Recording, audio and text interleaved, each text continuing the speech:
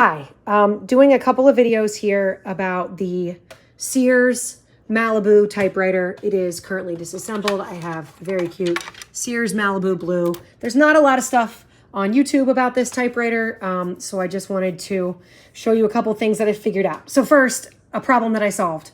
I have another problem I haven't solved, but let me show you. The uppercase letters were too high.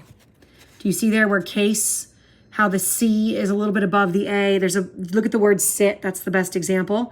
The S, the capital letters were sitting above the lowercase letters. They're also jumping. Can you see sample and caps and above, especially when an A is involved? It's been jumping, it's skipping, but we'll deal with that in a second. So I found some other videos about what to change. Here's what you need to adjust. Okay, so take off the covers and the side stuff. I can do another video about how to do that. It's not super hard. It's very easy. And I think there's things on the internet about it already. You want to adjust these two screws. So these screws, if you look at the shift, this screw, it's hard to see in the video. I'm sorry, not those, these up here. So do you see, sorry, I'm really doing a bad job with this. Okay, so you see these screws here? This controls how high the shift goes. So it's a carriage shift. And what determines when it stops is this screw here, which pokes out the bottom. So how much it pokes out the bottom is when it stops this metal piece here from raising up any further. Okay, so I have this little screwdriver set and I put a little socket on it. It is 5.5. I think this is millimeters. I think that's metric. So I put that on there and I loosened this. Sorry, I'm trying to do two things at once here and this is tricky. So I put it on there and I loosened it. Then I switched to the little flathead attachment. And first my instinct was that I wanted it to go down to make it stop earlier, right? I wanted the basket to stop earlier. So I screwed the screw farther in. So I righty-tighty. But then it made it worse. Let me show you. Let's see here.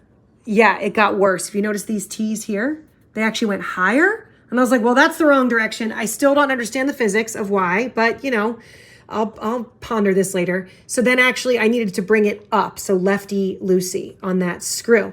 So I obviously had to do both of them. There's another one over here so that it's even and the right on both sides. Oh, that one got a little bit twisted when I screwed it back in. Okay, so there's that one as well. So I basically had to like kind of go back and forth. I was aiming for a similar angle in this little flathead. I got it. Once I got it in the right place, then I held the screwdriver with the flathead bit. I held it in the flathead slot and I finger tightened this little screw and then I put the socket on and I tightened it a little bit more securely and I did that on both sides. And now,